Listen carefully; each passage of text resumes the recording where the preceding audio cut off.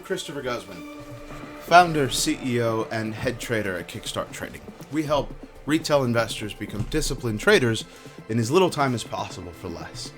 And this week, I'm honored to be appearing on the Trading Battle, sponsored by EightCap, where I'll be facing off against founder and CEO of TraderCast, Phillip Konchar. In the lead up to the upcoming trading battle, the great folks over at EightCap asked me how I'll be preparing. Now, this is a really good question and a really important topic because in order to be successful in the trading arena, preparation is key. And so I thought I'd put together a quick little video answering this question and sharing some thoughts as I prepare for this epic event. I preach the gospel of trader psychology.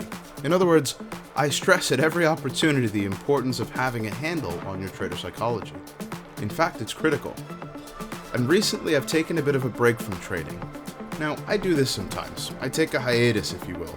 Not for any particular reason other than to recharge, reset, and focus on other things like developing a Kickstart business.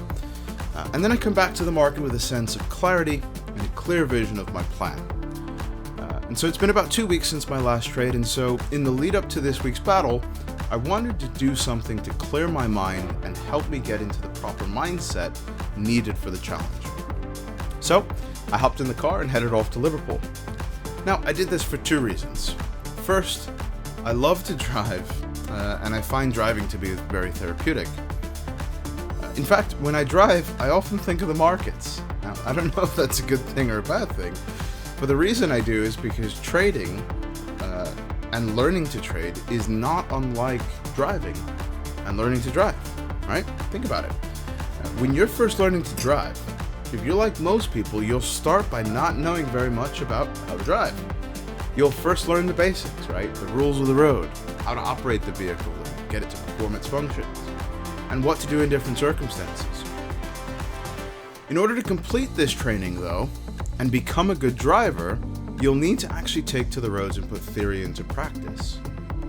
Then, you'll go on to repeat this each and every time you get behind the wheel, and before long, what began as ignorance and unknowing incompetence, meaning you don't know that you're incompetent, moves to known incompetence, where you realize what you don't know and therefore what you must learn, which evolves into deliberate competence through learning the basics, which means that you're competent, but only if you really think about it and focus on the task at hand.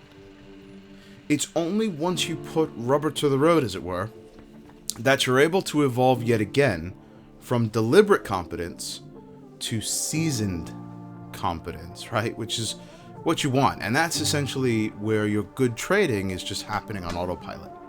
Okay, in other words, over time, through experience, just as you can drive well without even really thinking about it now, the same is true for trading. Eventually, with enough practice and experience, you'll become a great trader and it'll just seem effortless. Now, the second reason I went to Liverpool is because I wanted to do something to help me meditate. And so I settled on a nice long walk on the docks in Liverpool. Meditation is a great way to start any trading day because it's all about quieting the mind and spirit and seeking clarity. Being there, smelling the sea, feeling the cool air, and being among the people, the history, and really the energy of the city is just what I needed to recharge and reset. The live music, the birds, the smells of food vendors and restaurants, getting ready for lunch service, and the exercise from my hour-long walk were absolutely fantastic and helped me to really clear my mind and prepare for trading. Once the walking meditation session was over, it was time to get back to the office. I'm now back at the office after a fantastic walk, ready to get set up. Sidebar, your setup is also really important. I always say this, you have to trade in a space that makes you feel comfortable, a space that makes you feel good, makes you feel happy, okay? And one that sets you at ease, not stresses you out. This is my space.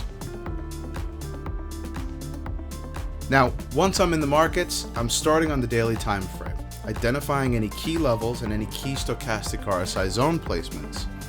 Then I'll work my way down to the 2 hour, identify my overall trend and fibs, And finally, I'll head on down to the 15-minute time frame, where I'll again establish the trend along with the buy zone and sell zones, and then I'll formulate the plan for that pair. And if the pair never actually meets my criteria, I'll just simply not trade it. I'll pass on the trade.